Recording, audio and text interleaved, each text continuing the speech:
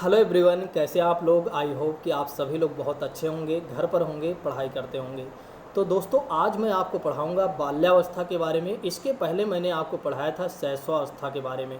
शैशवावस्था मैंने बहुत ही अच्छे तरीके से कंप्लीट किया है। इसके बाद मैं आपको गारंटी देता हूं कि इसके बाद ना तो आपको कोई बुक परचेज करनी होगी और ना ही किसी दूसरे यूट्यूब चैनल पर जाकर आपको दिन रात माथापच्ची करना होगा या करनी होगी।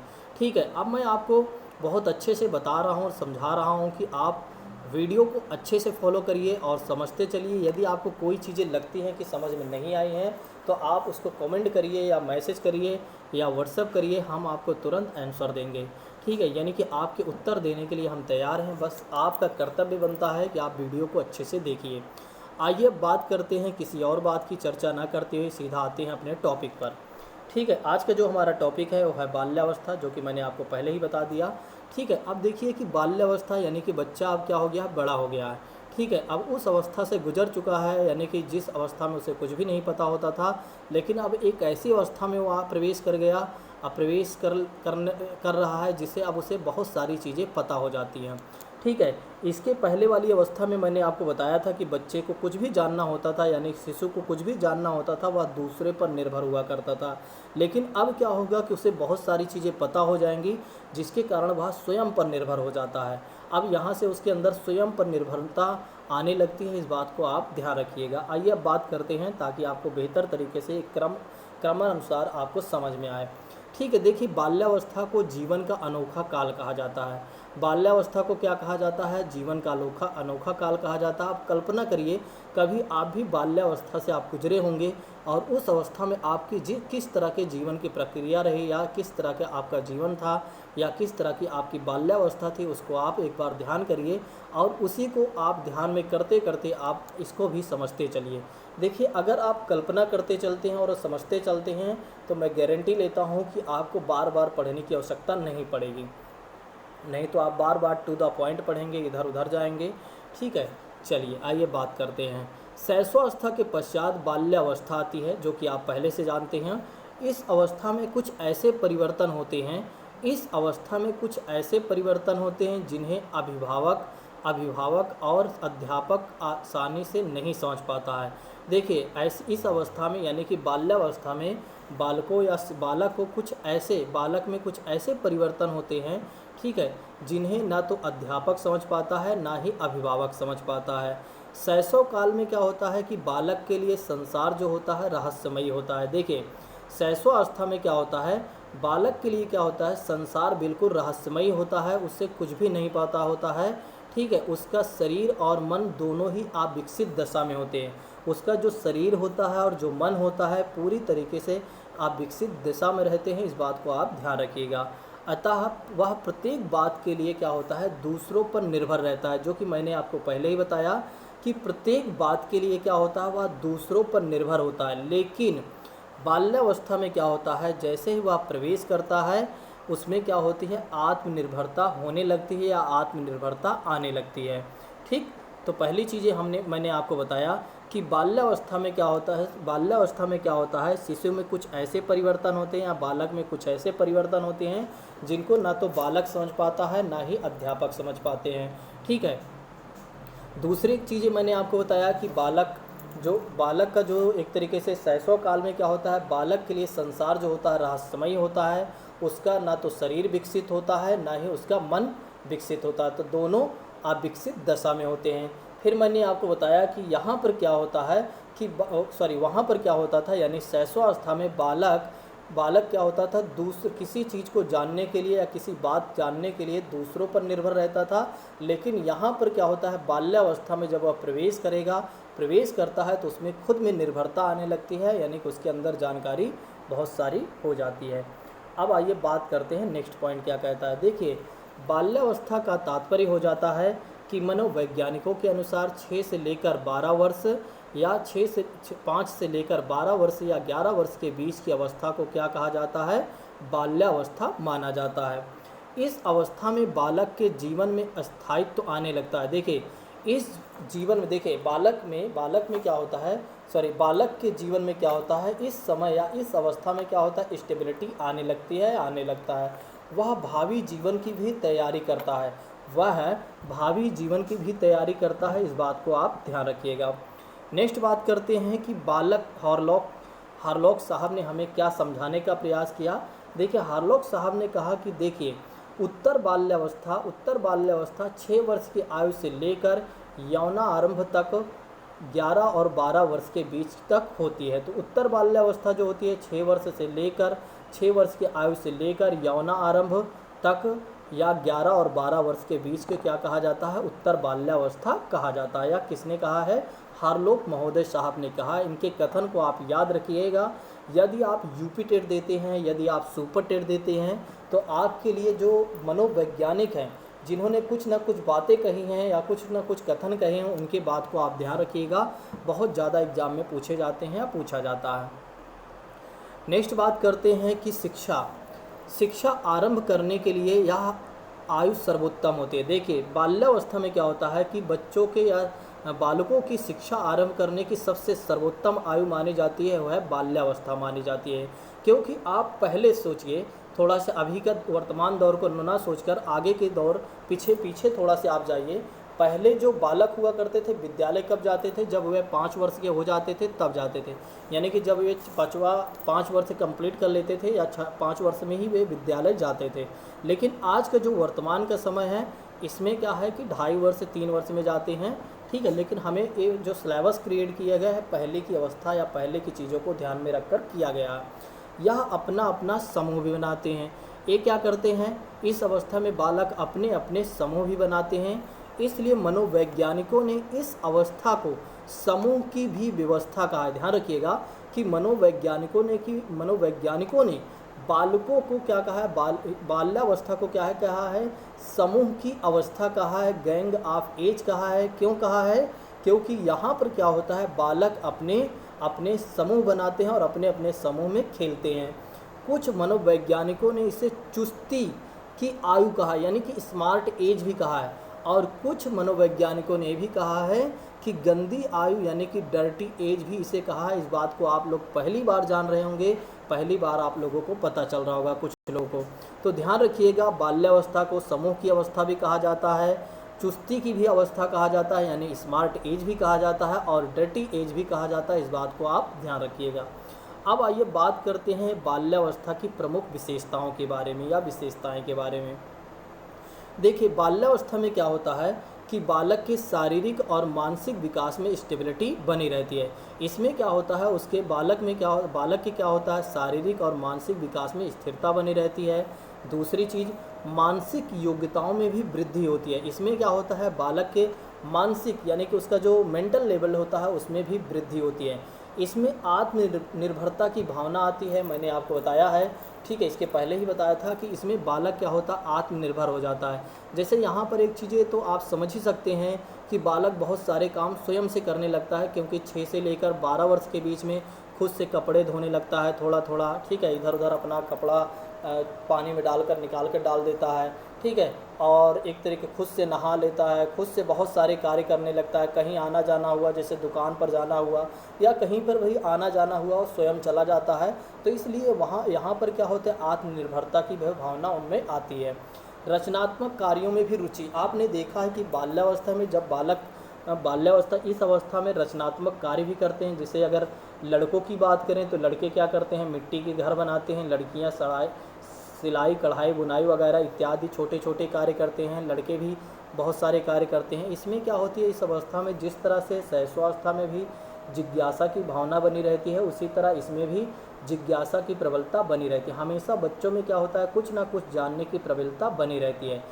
सामूहिक प्रवृत्ति की भी प्रबलता बनी रहती है, हमेशा समूह में रहने की उनकी आदत बनती रहती है। अब एक चीज़ आप देखिए यहाँ पर कि एक तरीके से आप यहाँ पर सोचिए और समझिएगा, मैं आपको जो समझाने वाला हूँ।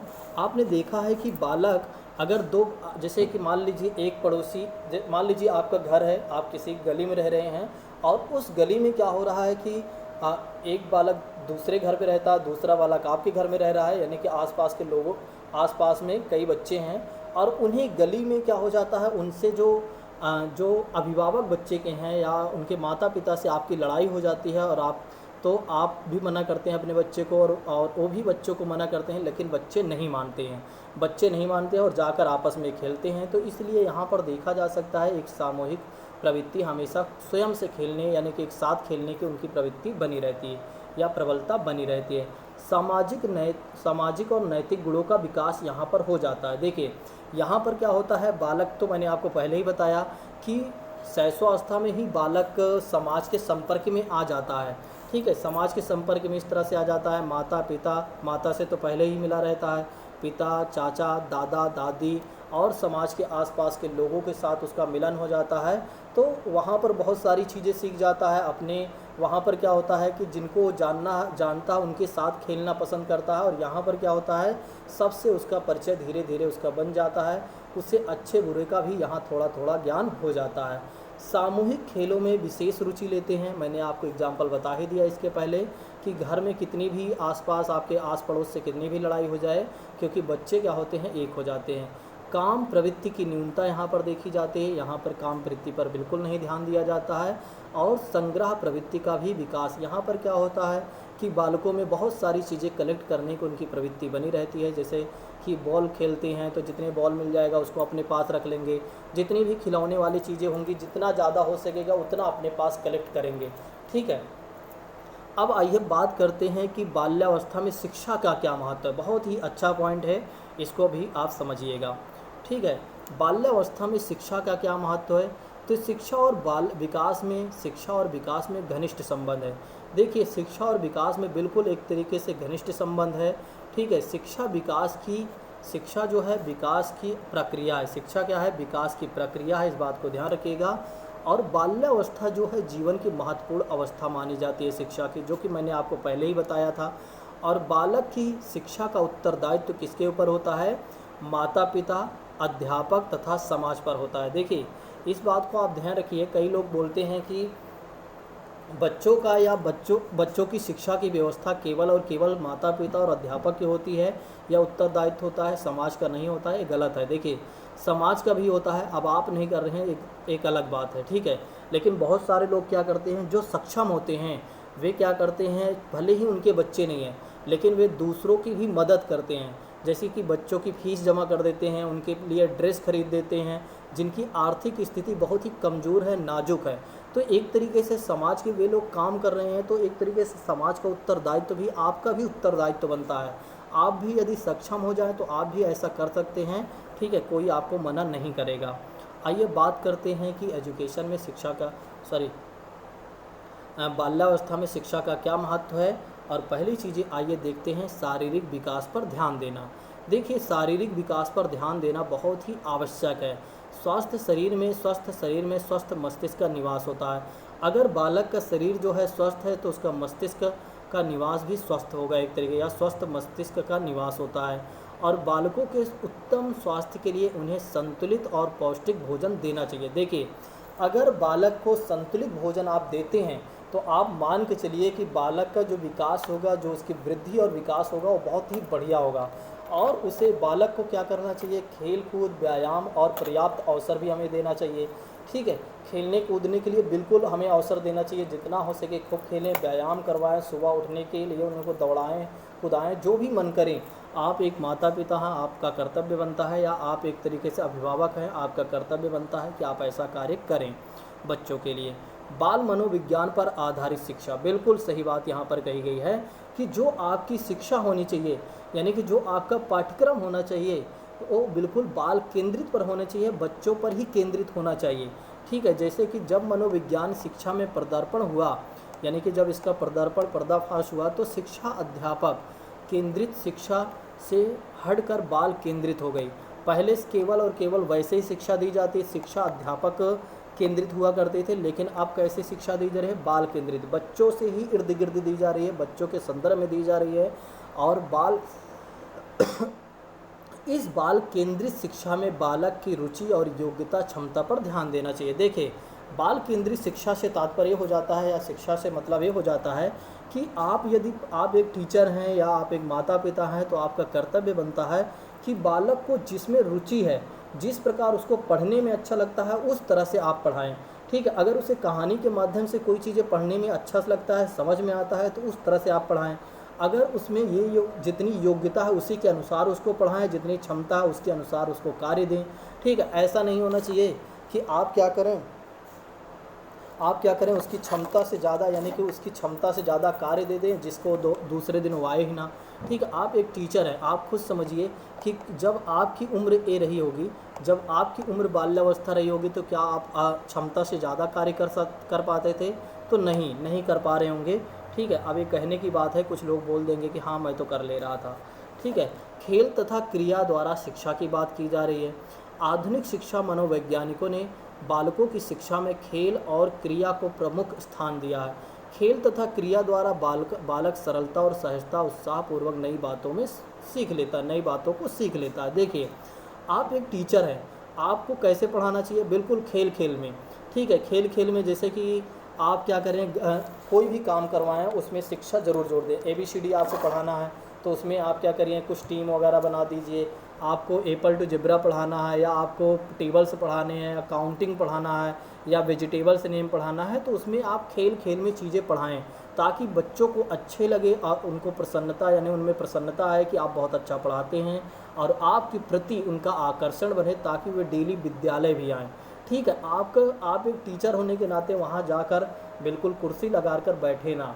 ठीक है। कम से कम आप सोचिए कि जब आप पढ़ते हैं, जब आप सीटेट और यूपीटेट की तैयारी करते हैं, तो आपका जो मस्तिष्क होता है और आपकी जो ईमानदारी निष्ठा होती है बहुत ही अलग होती है।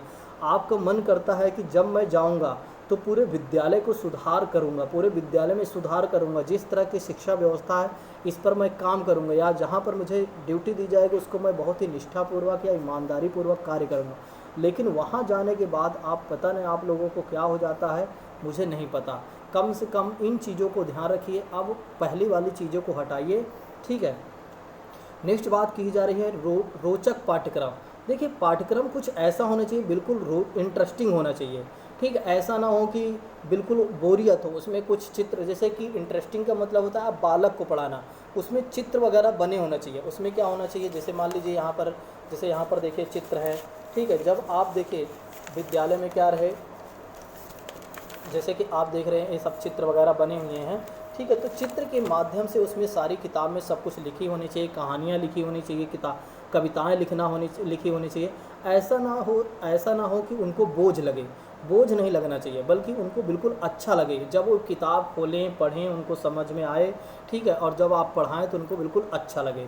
ठीक, ताकि क्या हो, उनका जो मानसिक विकास हो बहुत अच्छे तरीके से हो पाए। नेक्स्ट बात करते हैं भाषा विकास पर ध्यान देना।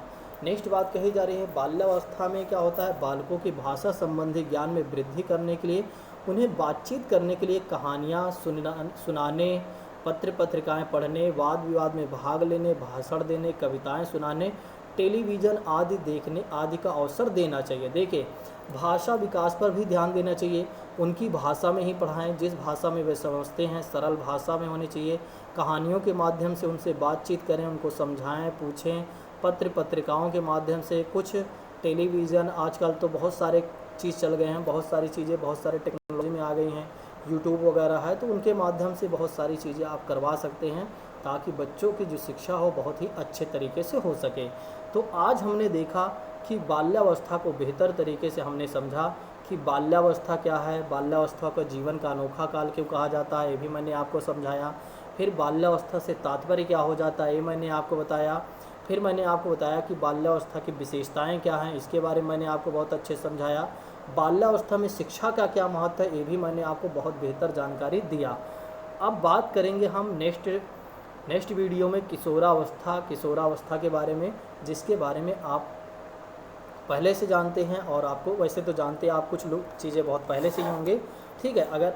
लेकिन अब आप यहाँ पर नई चीज़ें जानेंगे, बहुत सारी चीज़ें आप पहली बार पता चल रहा होगा कि कैसे क्या क्या चीज़ें होती थी। इसके बाद मैं आपको इस बात से गारंटी दूंगा कि आपको कहीं से कहीं आपके क्वेश्चन नहीं गलत होंगे। ठीक है। आप बस ईमानदारी से पढ़िए और समझिए। अगर आपको कोई चीज़ें नहीं समझ में आती हैं तो आप पूछिए। आज की क्लास को हम यहीं पर स्थगित करते हैं। Thank you so much. जय हिंद दोस्तों।